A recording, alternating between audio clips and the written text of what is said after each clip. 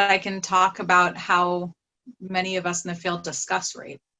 And so we think of it, it's often quoted, right? And some people will say that rape has nothing to do with sex, and I don't go that far. I do think some rape involves a sexual aspect, but rape is generally motivated by power and violence and aggression, right? And so the idea that you were saying that I have a right to someone else's body, they belong to me, or the things I want to do matter more than how this person feels about those things.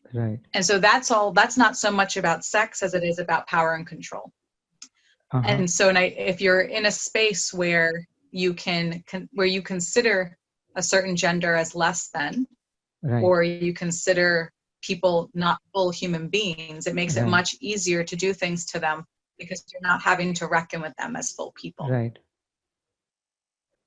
I was saying that that rape culture gets perpetuated often by sexual scripts.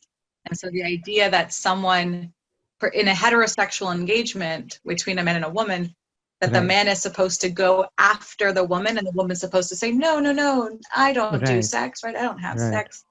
And so if that's your sexual script, that the women are expected to say no and the men are expected to push, that perpetuates, this continues the possibility of sexual assault, versus if we lived in a society where people say yes when they want to have sex and people say no when they don't.